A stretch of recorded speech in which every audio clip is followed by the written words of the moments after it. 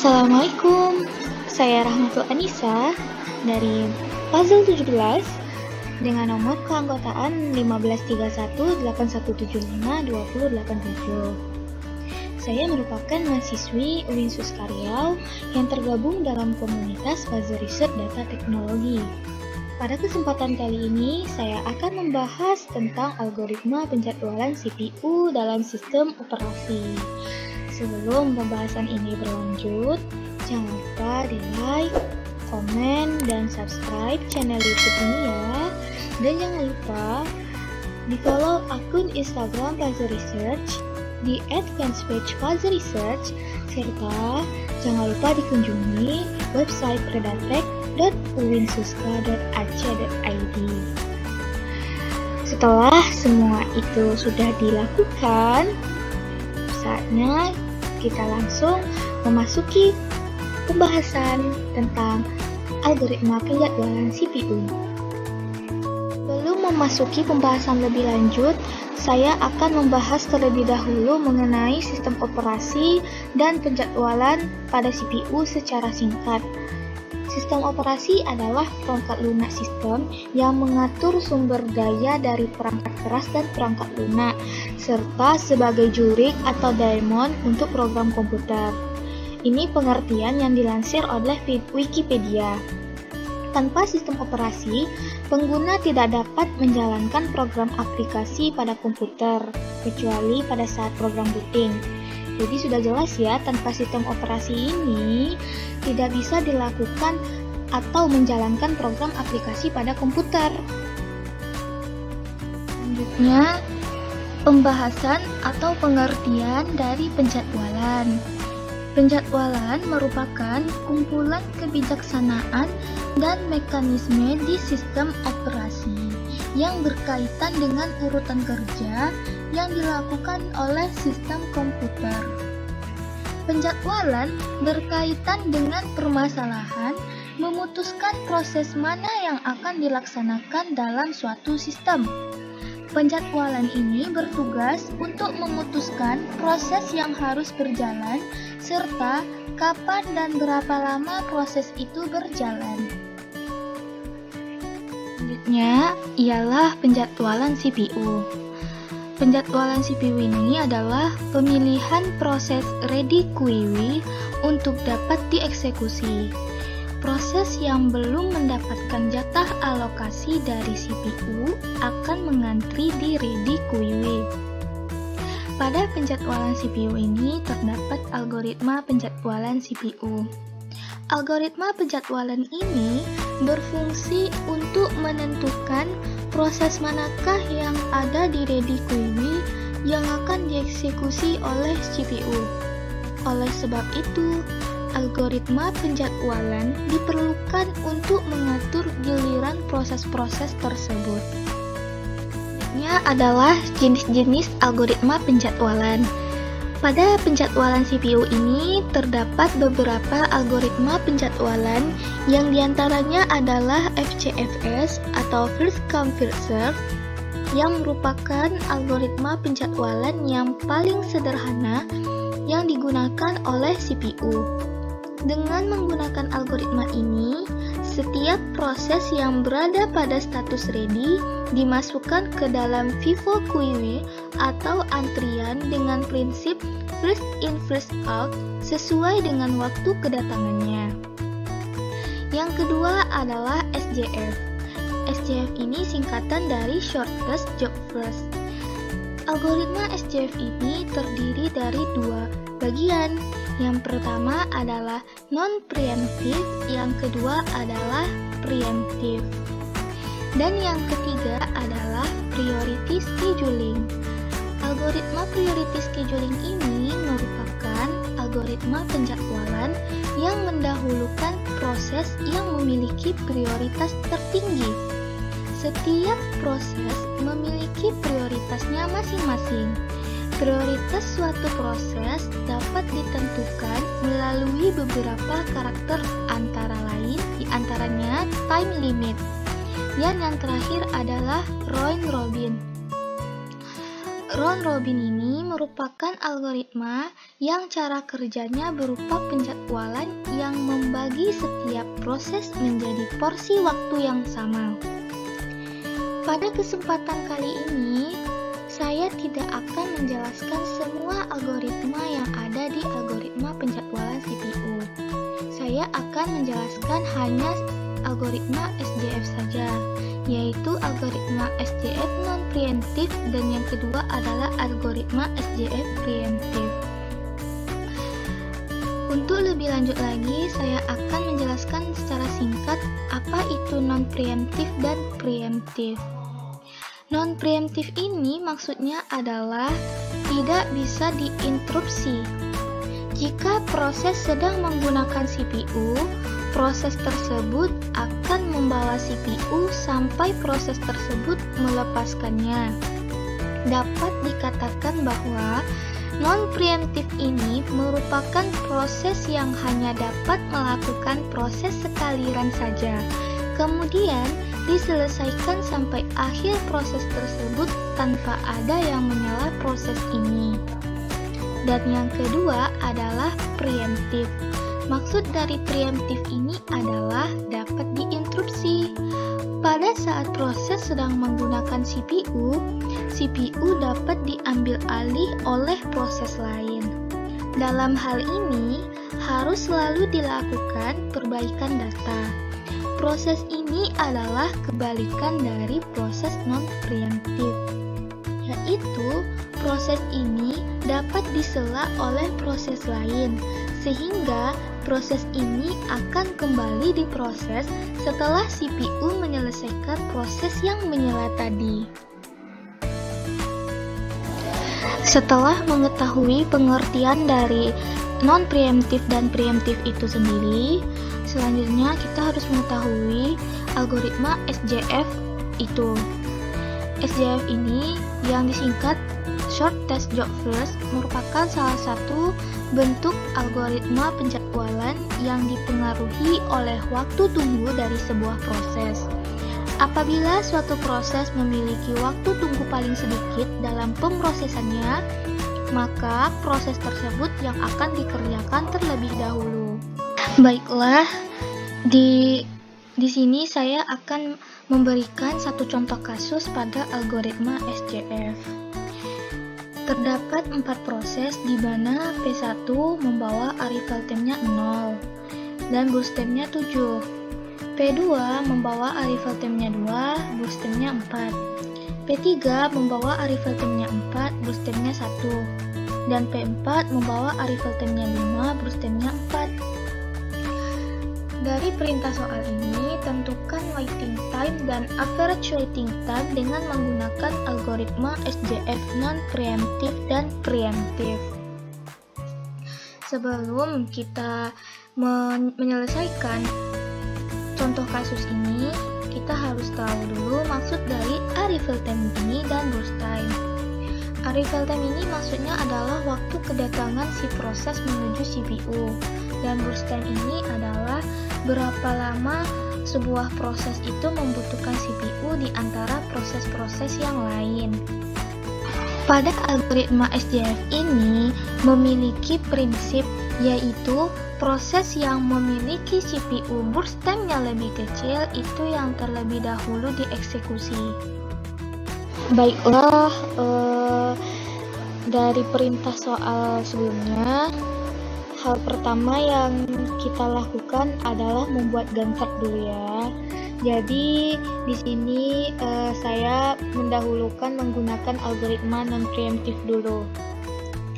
Oke, seperti analoginya, awalnya ketika CPU tidak melakukan aktivitas apapun, datang sebuah proses yang bernama P1 dan diproses pada titik ke-0. Ya, pada saat itu P1 ini membutuhkan waktu sebanyak 7. Berarti dia ada 7 langkah, berarti ya 7 waktu untuk sampai di proses terakhir. Namun berjalan 2 langkah di titik kedua datanglah P2 untuk meminta proses. Namun di algoritma SJF ini tidak boleh atau tidak diizinkan untuk sebuah penyelaan, karena proses yang sudah diproses tadi harus dikerjakan dulu sampai selesai. Jadi P2 ini harus menunggu P1 sampai selesai. Nah, jadi P1 tetap lanjut ya berjalan. Nah, setelah dia berlanjut di titik keempat, datanglah P3 untuk diminta proses. Nah, ingat ya, karena ini tidak boleh ada penyelaan, jadinya P1 tetap lanjut dan proses yang baru datang harus menunggu si P1 ini selesai. Akhirnya si P1 lanjut. Tiba di titik kelima, datanglah P4 untuk diminta proses lagi. Otomatis ketiga proses ini harus menunggu si P1 selesai. Dan akhirnya di waktu ke-7 si P1 selesai. Nah, di titik ke-7 ini ada 3 proses yang masih menunggu untuk diproses atau dieksekusi namanya, yaitu P2, P3, dan P4. P2 ini membawa burst time atau membutuhkan waktu 4. P3 membutuhkan waktu 1. P4 membutuhkan waktu 4. Jadi, aturan dari algoritma SJF ini, burst time yang lebih kecil atau lebih pendek itu yang didahulukan untuk diproses. Jadi, di antara ketiga proses ini, P3 lah mempunyai burst time yang terpendek atau terkecil. Berarti P3 inilah yang harus diproses terlebih dahulu. Karena dia membutuhkan satu waktu, maka dia selesai di titik ke-8. Tiba di titik ke-8 masih ada proses yang menunggu, yaitu P2 dan P3. P2 dan P3 ini memiliki nilai burst time yang sama. Nah, cara kita untuk mencari proses manakah yang harus didahulukan, kita lihat dari waktu kedatangannya atau arrival time-nya. Nah, kita lihat ya di arrival time-nya.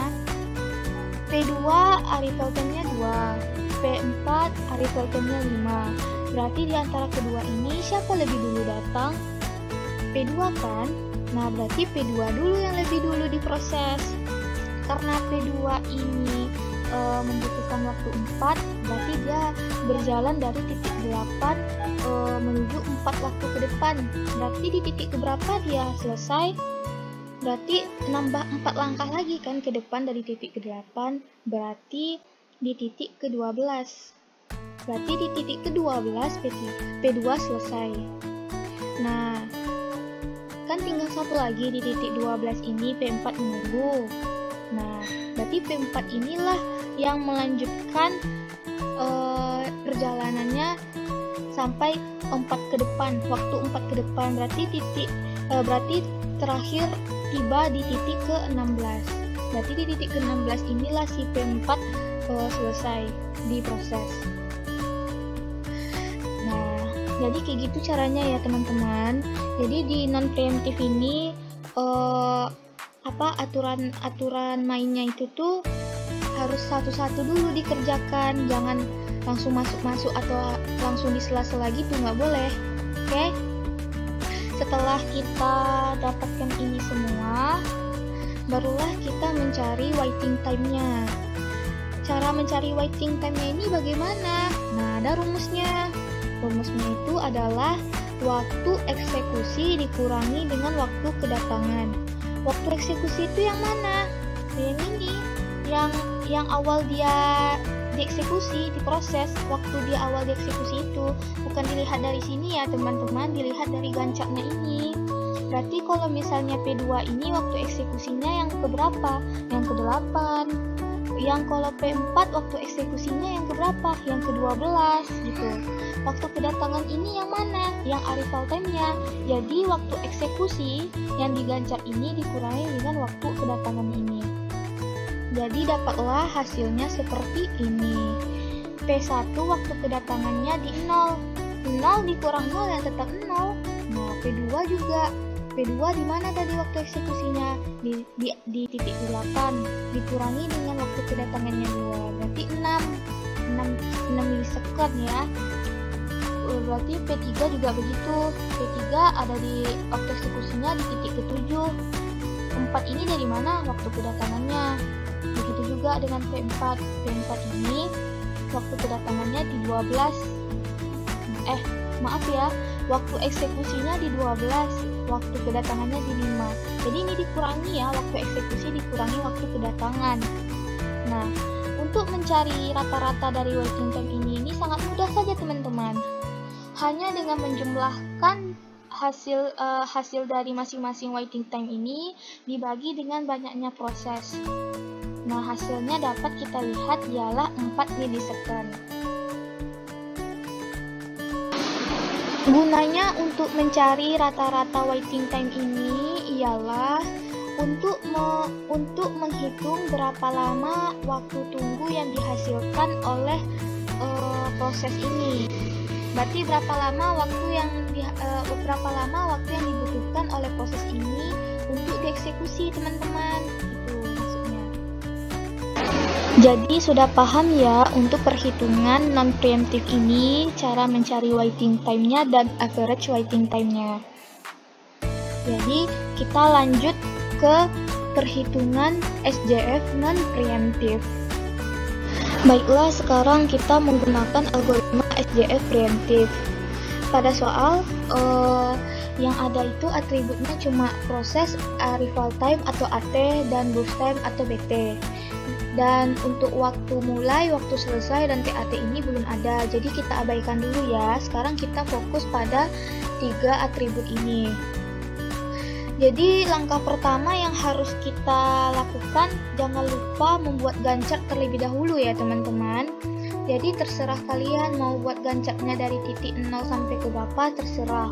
Kalau saya membuat sampai 16 karena saya jumlahkan dulu burst time yang ada, baru saya buat titik-titik pada gancar itu sampai berapa gitu.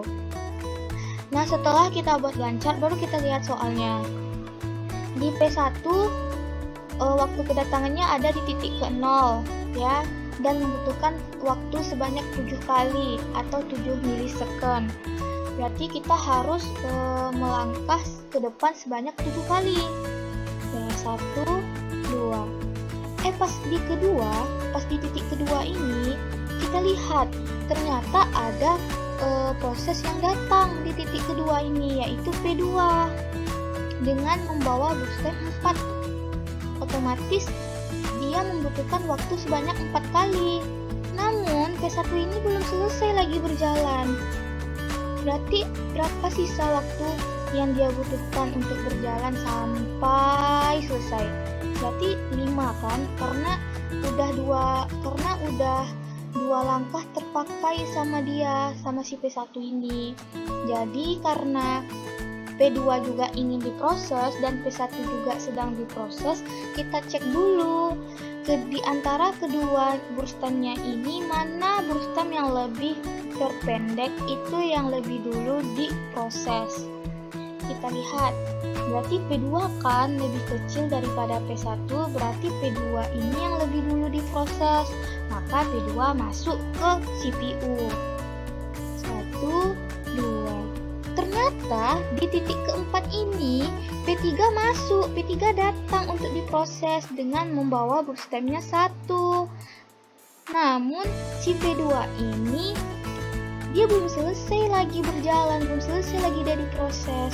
Berarti berapa lagi dong sisa waktu yang dia butuhkan? 2 kan? Nah, dilihat dari burst time yang ada, mana burst time yang lebih terpendek itu lebih dulu dikerjakan. Karena dilihat dari burst time yang ada, maka P3 lah lebih dulu dikerjakan atau diproses. Berarti P3 hanya 1 kali dia membutuhkan waktu untuk menyelesaikan prosesnya. Berarti cuma 1 kali dong, cuma di titik kelima. Dan di titik kelima ini dia sudah selesai. Nah, ternyata si P2 ini mau melanjutkan perjalanannya, tahu-tahu si P4 datang untuk meminta proses dengan membawa burst time-nya 4. Lalu, gimana dong nasibnya si P2 dengan P1 ini? Kok dia lama-lama terus menunggu? Nah, disinilah keputusan di titik kelima ini, disinilah keputusan proses-proses yang sedang menunggu itu. Di antara ketiga proses yang menunggu ini, siapa yang paling dulu untuk masuk ke CPU? Ya, dilihat dari proses-proses yang ada, ternyata P2 yang lebih kecil burst time-nya daripada P1 dan P4. Gitu. Berarti P2 lah yang lebih dulu dieksekusi, ya kan? Dengan sisa burst time-nya sebanyak 2. Berarti 2 langkah lagi lah dia menyelesaikan proses yang ada. Bisa dari titik kelima dia melangkah 2 ke depan, dari 1, 2. Berarti di titik ketujuh ini dia sudah selesai mengerjakan prosesnya. Di titik ketujuh ternyata masih ada lagi sisa proses, yaitu proses P1 dan P4. Jadi kita mengecek lagi nih, mana nih burst time yang lebih kecil dibandingkan dengan proses-proses yang ada. Kalau ada yang lebih kecil, berarti itu lebih dulu dieksekusi atau dikerjakan. Nah, setelah dilihat, ternyata P4 yang lebih dulu dialokasikan atau dikerjakan. Jadi P4 ini kan waktunya 4. Berarti 4 kali dia berjalan dari titik ke-7. Berarti 1, 2, 3, 4. Nah, berarti di titik ke-11 ini si P4 sudah selesai prosesnya. Tinggallah si P1. Karena tidak ada lagi yang membandingkan dirinya dengan proses-proses yang sedang menunggu, maka si P1 ini lanjut sampai ke titik terakhir. Berapa dia membutuhkan waktu? 5 kan? Berarti 5 kali dia melangkah ke depan. Kita hitung ya dari titik ke-11. 1, 2, 3, 4, 5. Berarti dari titik 16 inilah dia selesai menyelesaikan proses yang ada. Nah, begitu cara menyelesaikan SJF primitif pada gancak ini ya teman-teman. Cukup sulit sih, tapi nggak apa-apa, kita pasti bisa kok. Lanjut, setelah kita selesai menentukan nilai-nilai pada gancar ini, maka kita tentukan TAT-nya dulu. TAT ini singkatan dari turn around time. Apa itu turn around time ini? TAT ini adalah banyaknya waktu yang diperlukan untuk mengeksekusi proses. Ya, banyaknya waktu yang diperlukan untuk mengeksekusi proses. Dari mulai menunggu untuk meminta tempat di memori utama hingga menunggu di ready queue serta eksekusi oleh CPU dan mengerjakan input outputnya. Berarti ini maksudnya adalah banyaknya waktu yang diperlukan untuk mengeksekusi proses. Berarti berapa waktu yang digunakan oleh si proses ini gitu dalam saat eksekusi. Berarti untuk mencari TAT-nya ada rumusnya teman-teman. Ternyata rumusnya ini, waktu selesai dikurang dengan AT. Nah, sebelum kita mencari TAT ini, kita tentukan dulu waktu selesai dan waktu mulainya. Nah, kita lihat P1.